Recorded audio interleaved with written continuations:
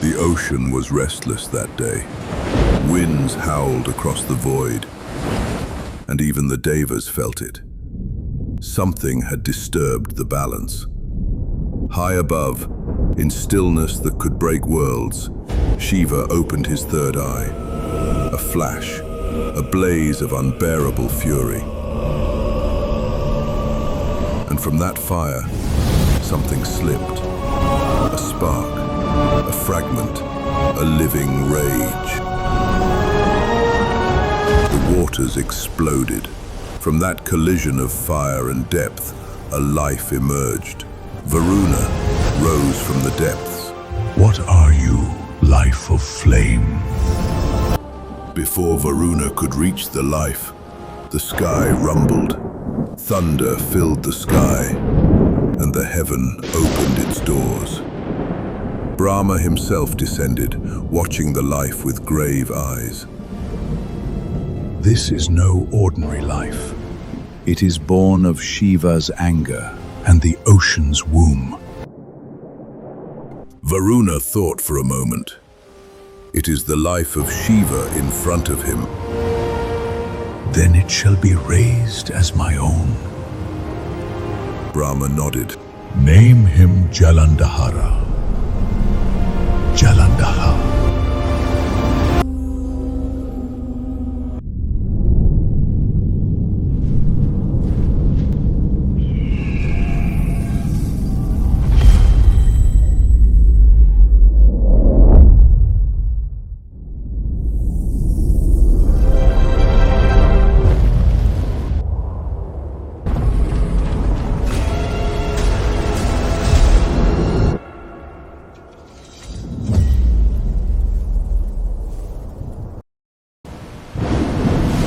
Years passed, but time did not shape Jalandhara.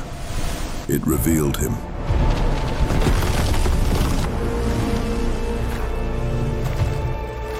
He grew into a warrior unmatched. His presence alone bending the will of those around him. His strength was unquestionable, his mind sharp, his rule just. When he took the throne of the Asuras, there was no rebellion, only acceptance, only loyalty. One evening, in his court of gold and shadow, his generals spoke endlessly. My lord, we have seen the heavens. It is not like anything of this world. The palaces, they are not built. They float, suspended in light itself. Walls that shine like molten sun. The pillars carved from crystal that sings when the wind touches it. Gardens, fragrance that lingers in the air like music. Rivers that shimmer like liquid stars. Jalandhara's gaze tightened. My lord, it is said no sorrow reaches there. No decay, no hunger. Only abundance. And Indra's throne rests at the center of it all.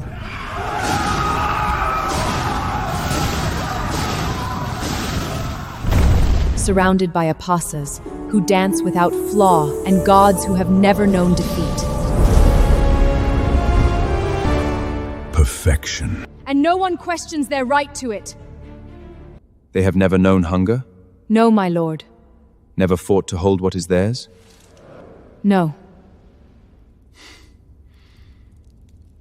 Then they do not understand its value. My lord, the heavens are said to be beyond reach, guarded by devas who command lightning, storms, the very forces of creation. Beyond reach?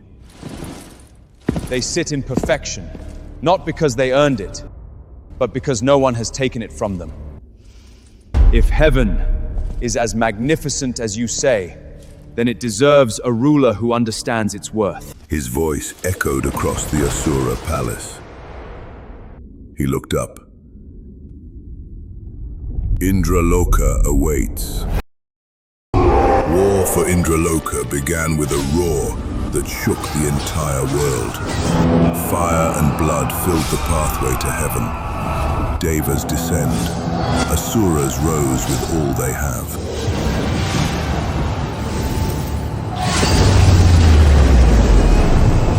Jalandhara stood waiting for him. Any time now. And the thunder rumbled down. Lightning came down like all hell broke loose. And Indra entered the war ground. Devas, rain death on them.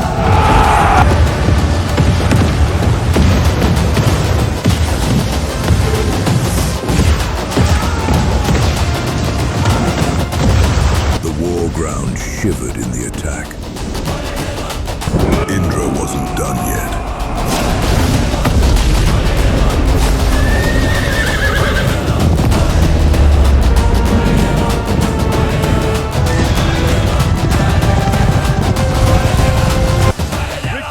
The depths you came from! Jalandhara scoffed. You call this heaven? I call it unearned. You arrogant imbecile!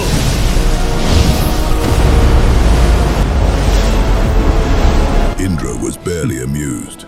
Is that all you can do? You don't deserve this place!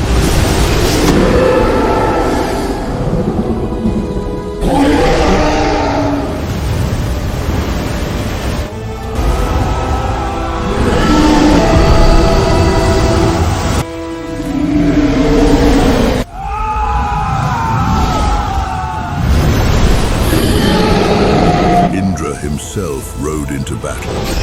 The so-called king of the gods, desperate, scared, cornered, and thunder roaring in his hands. Indra thought he won. Jalandhara smiled, and the serpent rises again, unstoppable, unshaken, and uncanny.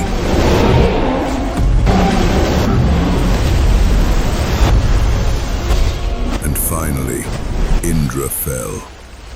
The devas retreated. Heaven trembled.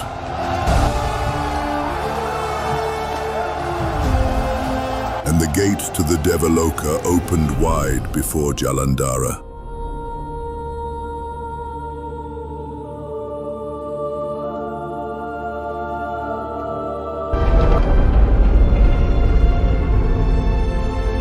And finally, the king of Asuras took the throne of devas.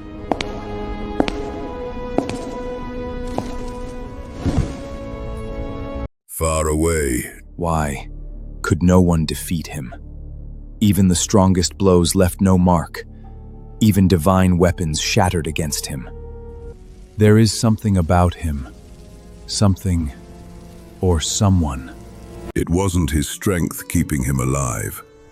It was her devotion, her love. My Lord walks the path of destiny, and as long as I breathe, no harm shall touch him.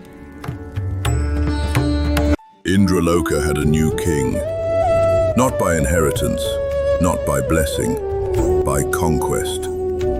He sat upon Indra's throne, not with arrogance, not with indulgence, but with a stillness that unsettled even the heavens themselves. Rivers of light flowed without sound. The golden skies stretched endlessly above him. The wind never stopped whispering the song of solace. Water hummed all the time, even when it doesn't want to, even when it doesn't need to. Apsaras danced, but their grace felt restrained, because heaven had not accepted him. It was only enduring him.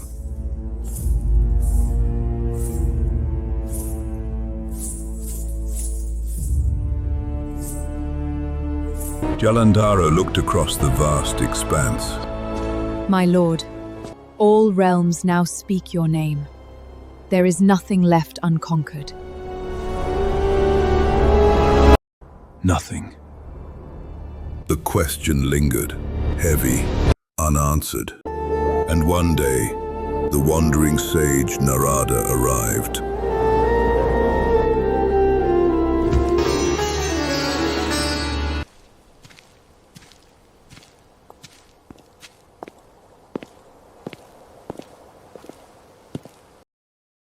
Welcome to my humble abode, Sage Narada. Tell me, have you seen anything greater than what stands before you? This is magnificent, but is not the greatest. It's not? Nothing in this universe compares to Kailasa. Kailasa, the abode of Shiva, not built on gold, but on something far rarer. And what is that? Power that does not need to prove itself. And beside him stands Parvati, beauty untouched by time, strength that does not bend, a presence no throne can contain. More than heaven. Heaven shines, but Kailasa breathes life.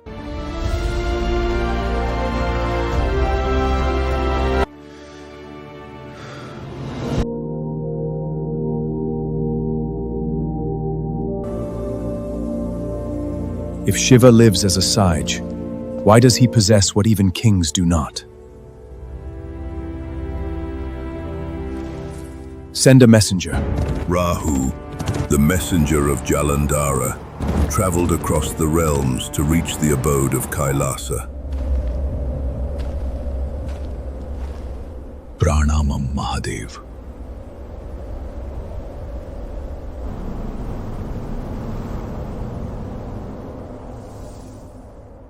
My lord Jalandhara questions your truth. You claim detachment, yet you keep a wife. If you are truly beyond desire, then relinquish Parvati. Shiva's third eye flickered. A creature of pure hunger emerged. Kirtimukha.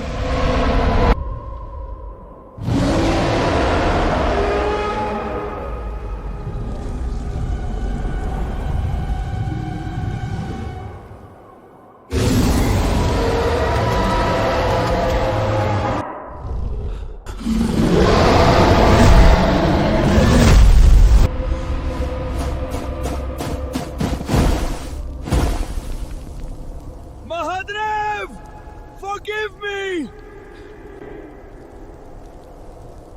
Leave. No! Run! Run!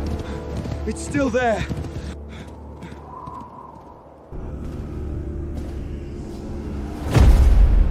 My lord! Mahadeva is not to be trifled with.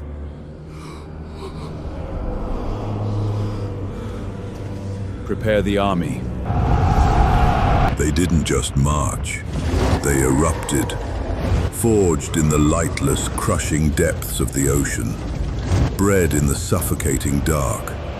An army of monsters, warlords and nightmares, dragging the abyss up into the light, climbing from the very bottom of the world to the absolute roof of the universe. The mountains trembled before the Asura army. The earth cracked under the weight of 1,000,000 iron boots. They brought the storm with them, a rolling blackout of ash and war crawling up the sacred peaks.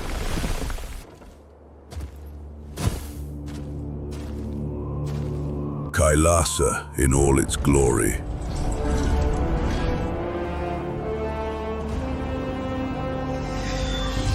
Jalandhara sends his message.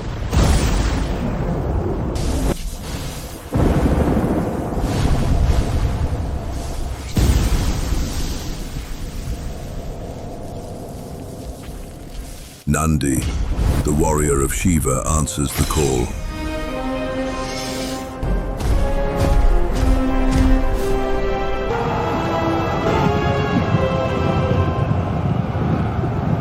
So, the gatekeeper stands. You shall not pass! Then we break him. Try.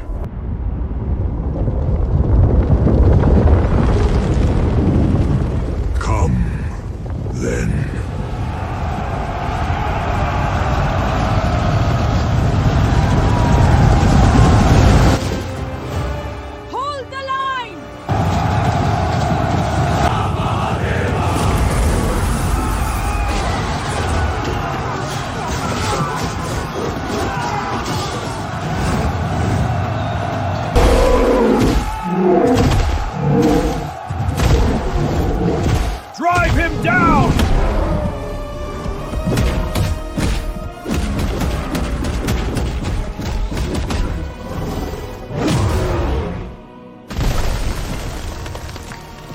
Asuras showered the war ground with spears.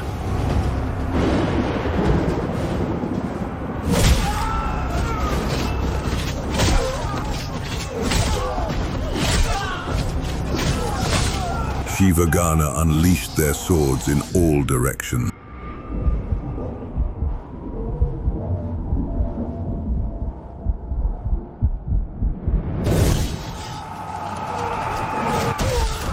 Nandi tore through ranks like thunder given form.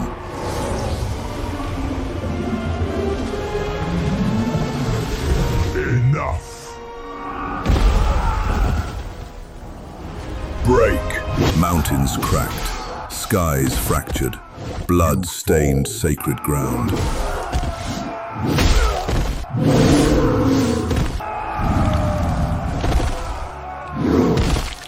Jalandhara's trusted warrior woman did not march. She carved, slicing anything she found, annihilating anyone that came her way. She left a trail of broken ganas in her wake. Stand aside! Make me! No words, no fear. Just the brutal collision of unbreakable loyalty against immovable faith.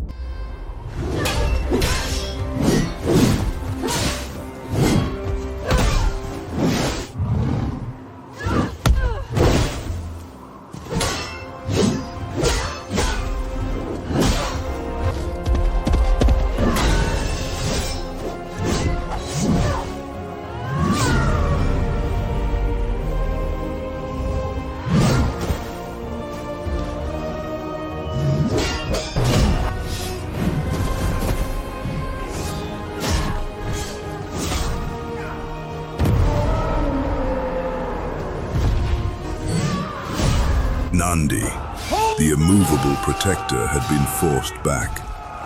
The momentum shifted. The relentless, suffocating weight of the Asuras ground the divine warriors down into the ice.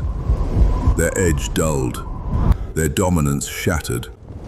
For the first time, the gunners were bleeding. For the first time, No one Kailasa remains. shook.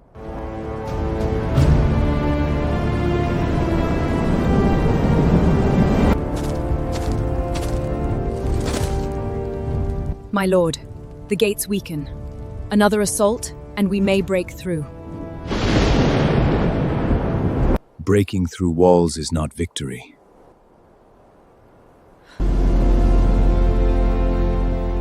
Breaking through certainty is. Kailasa, goddess Parvati.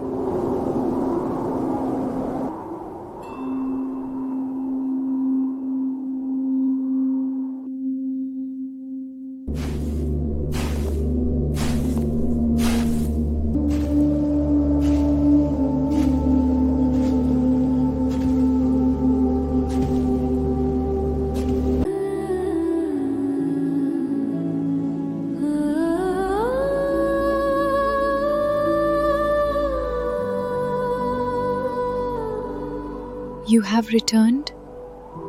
I have.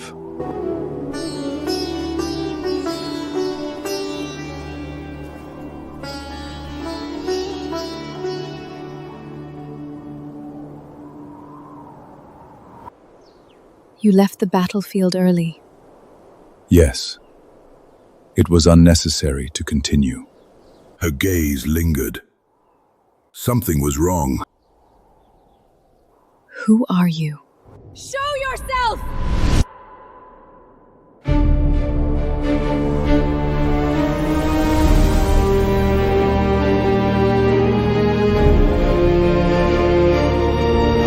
I have come for you.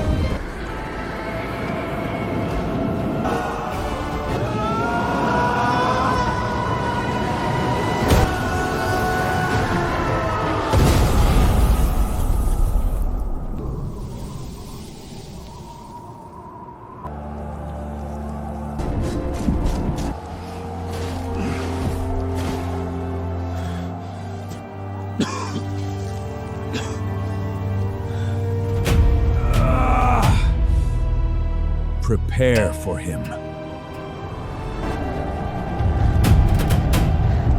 The ice cracked. A low, wild rumble tore through the frozen earth. Deep, guttural, like the mountain itself was breathing. Jalandhara's army, the conquerors of heaven, the breakers of gods, froze. Shields rattled against armored chests, not from the wind, from the hands holding them. They expected a storm.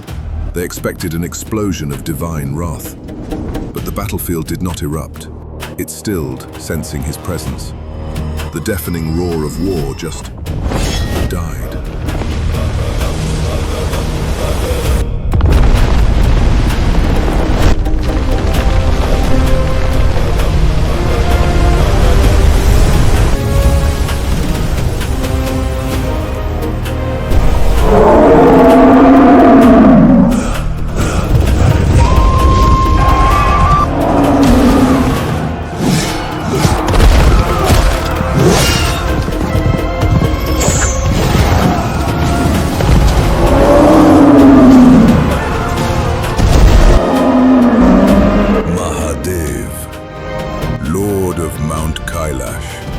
The three-eyed god has entered the war.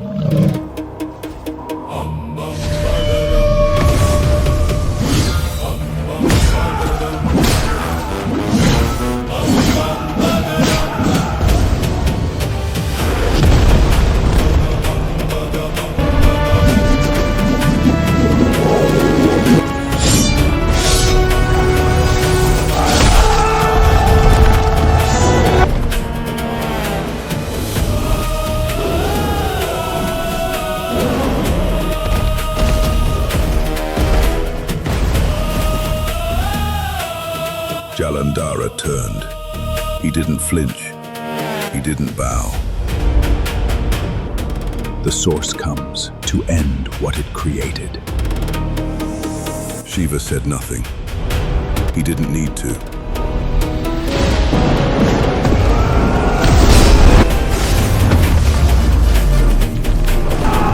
What followed was not battle.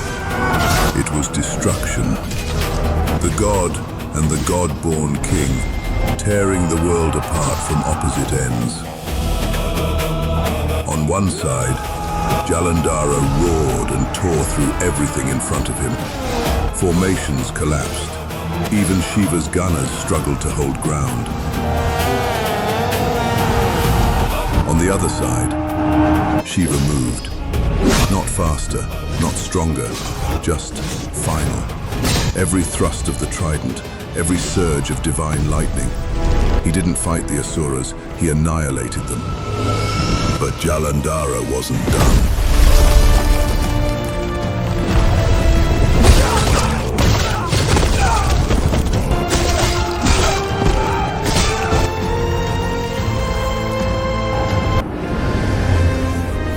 And the Lord of the Gods responded in his way. Death, cold and certain. The ice ran red. The sky choked on the ashes of the fallen. The mountain reeked of meat, bone, and broken pride.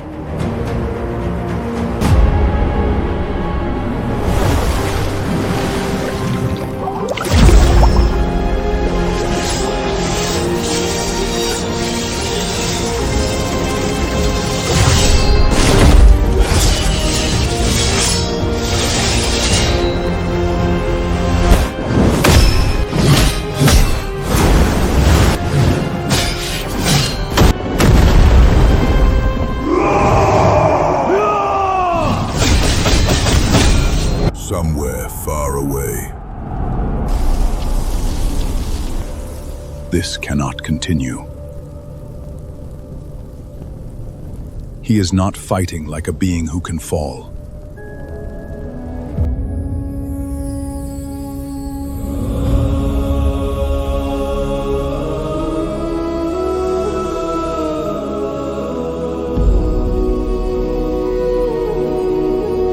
My lord,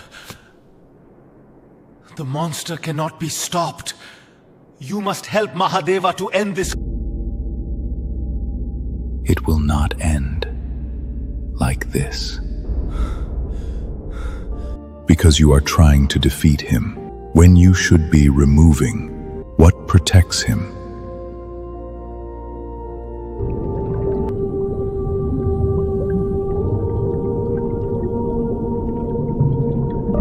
Somewhere deep in the Ocean Kingdom, Vrinda stood before the sacred fire, her eyes closed, her voice just a whisper of prayer in the dark for her husband. And for the God-born king, that was enough.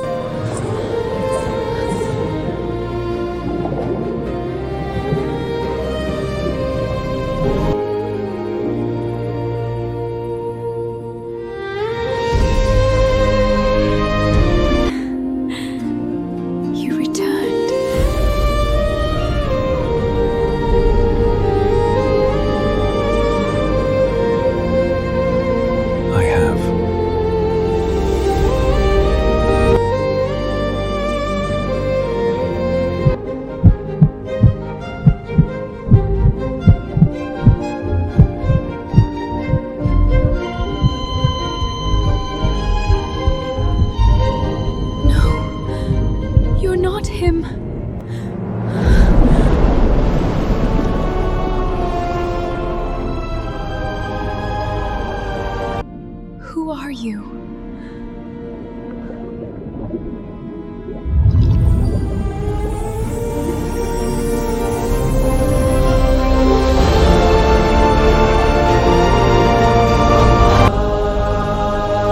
You were supposed to be the guardian of truth. Is this how you protect the truth? Is this how you protect the world?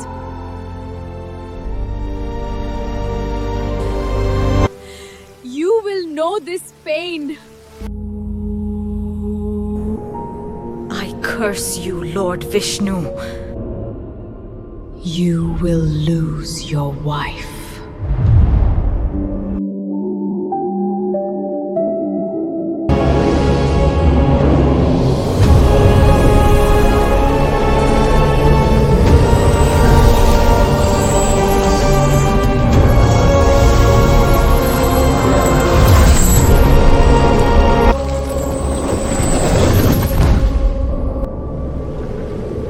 You will wander in grief.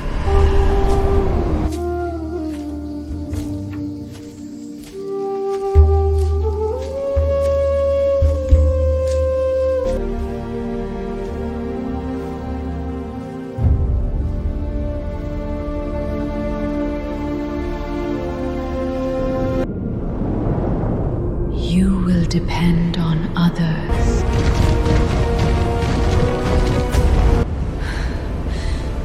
As I depended on you.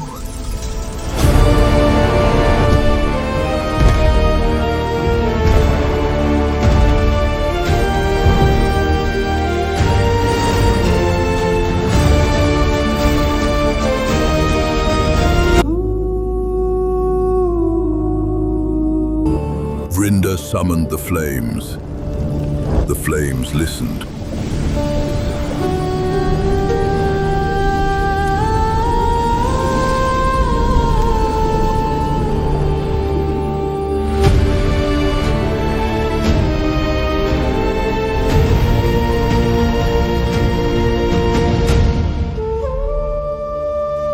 On the battlefield, Jalandhara froze, his breath caught. For the first time, he felt something missing. My power, it's fading. The amulet, it's draining me.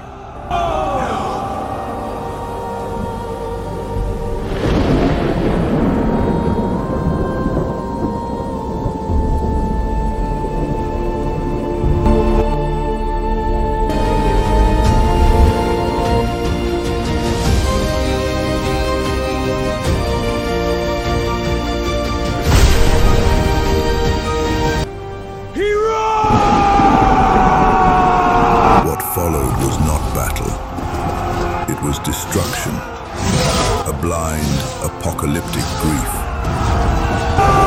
Jalandhara roared and tore through everything in front of him. Devas fell, formations collapsed. Even Shiva's gunners struggled to hold ground against a king who had nothing left to lose.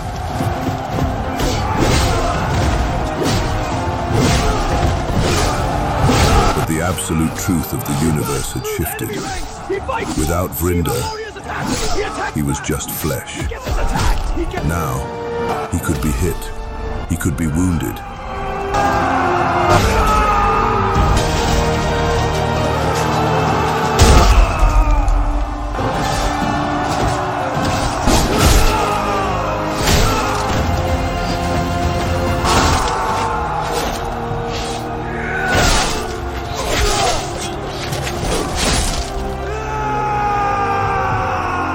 He fought as if refusing the truth his body had already accepted. But the war is cruel truth. You can only bleed so much. He was beaten, broken, stripped of his invincibility, reduced to a ruined king, choking on his own blood in the snow.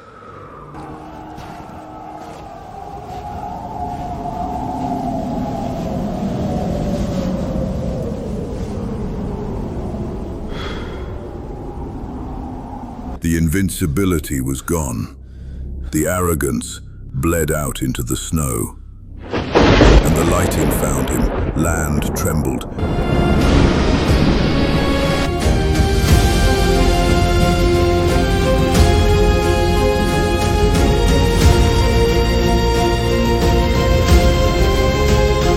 At last, he stood before Shiva again, alone. No armies, no illusions. Only truth. He raised his weapon and charged, a dead man running.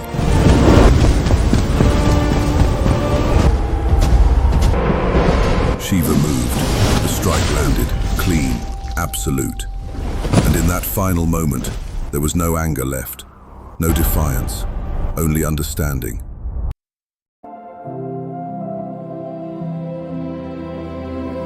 The water that gave life to him returned to its birth.